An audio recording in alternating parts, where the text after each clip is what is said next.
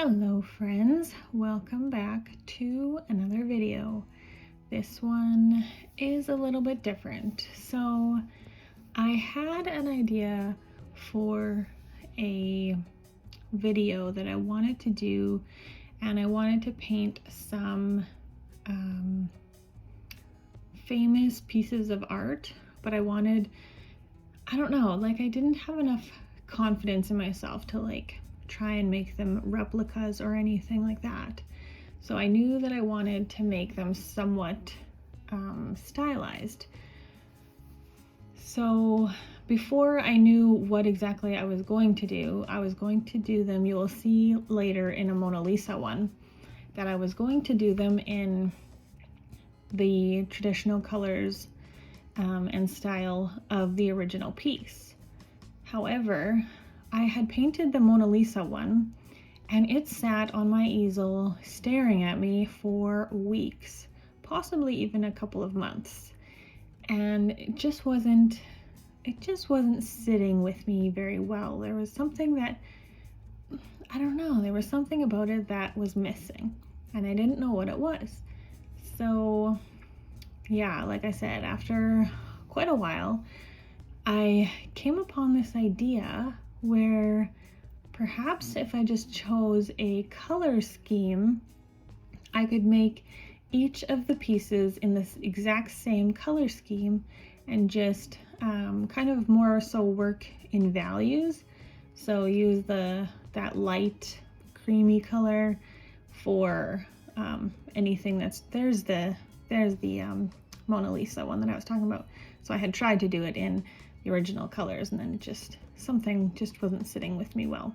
So anyway, yeah, to make the light cream the lightest color, and then the dark reddish brown the blacks in the pieces. So that's what I decided to do. So first off, I really should have gessoed each piece first, and I don't know what I was thinking. I guess I wasn't thinking, but I didn't gesso them.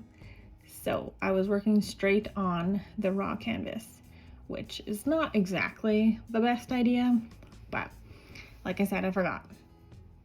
So anyway, what I ended up doing was I printed off the pieces that I wanted to work with in like little pieces, like from just my printer.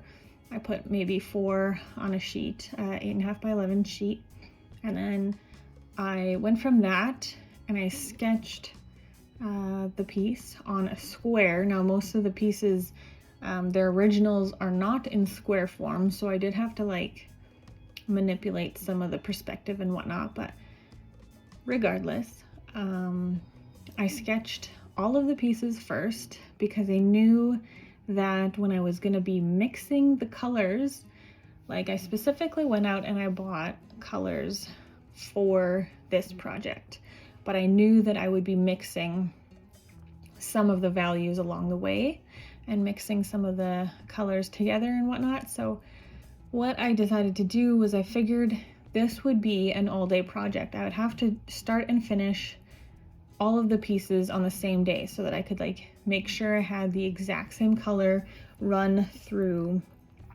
each piece, so I didn't have to keep remixing my colors and hoping that the colors matched with the other pieces, So yeah, that was the plan.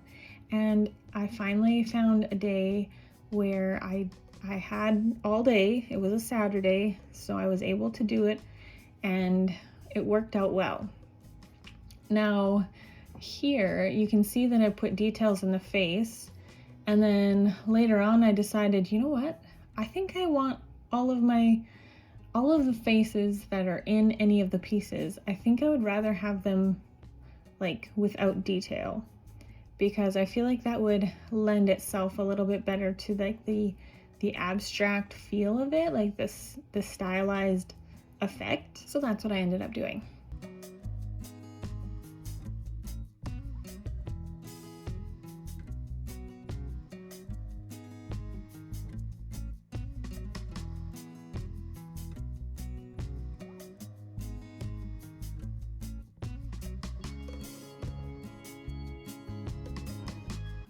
not sure. Okay, so there were a few pieces that when I was researching famous pieces of art, there were a number of pieces that I could have also included, but I was already at, what do I have, 12, I think? So I decided to just keep it at 12.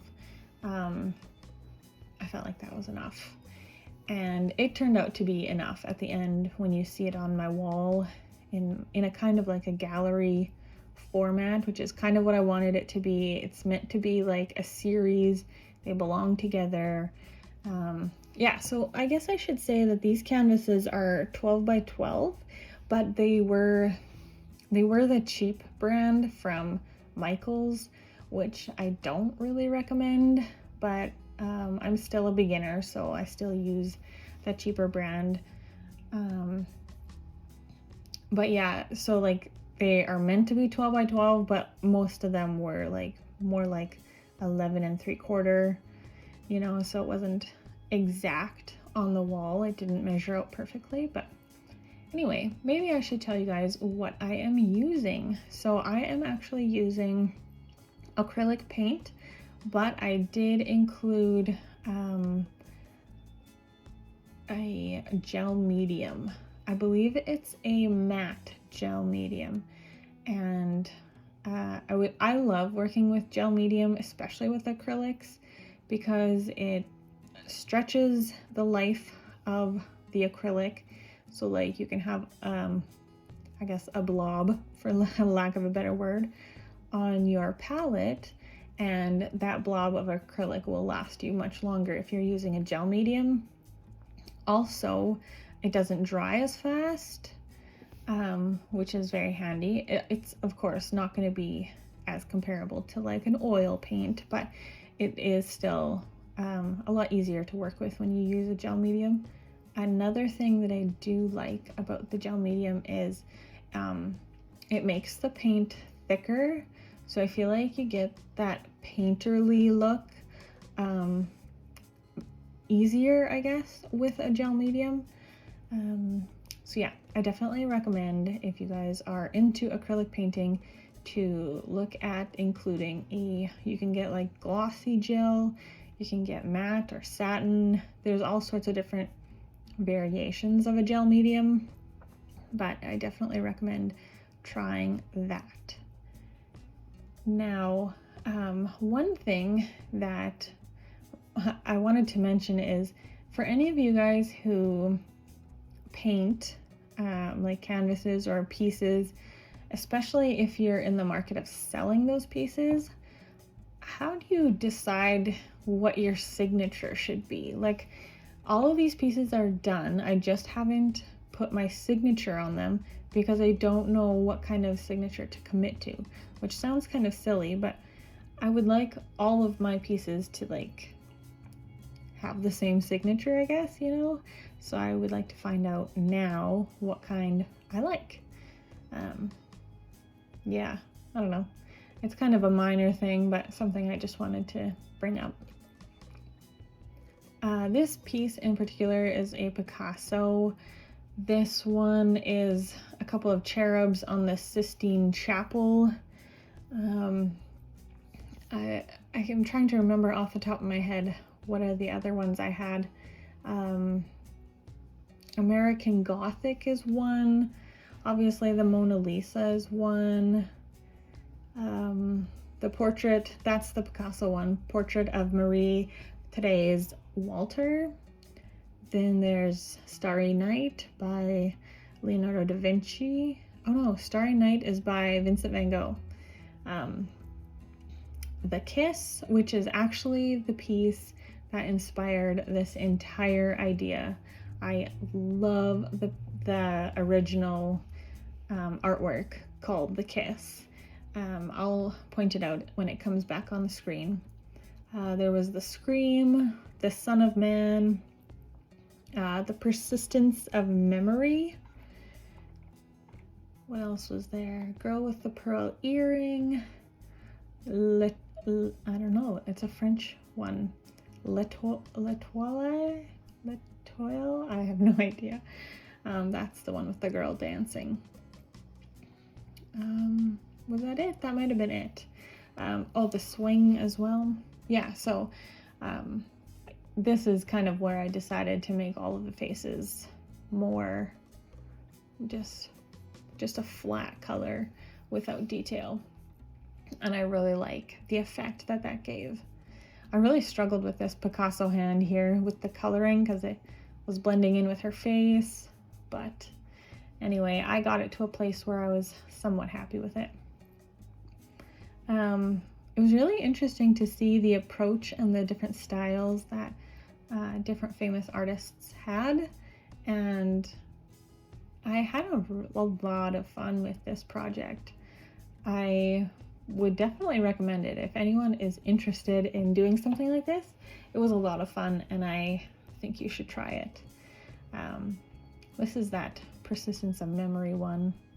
Oh yeah, I tried to get there. I still don't love the pinkish color that those cherubs ended up, but it is what it is. And I do have my favorites in this collection, of course, and I have my least favorites, you know.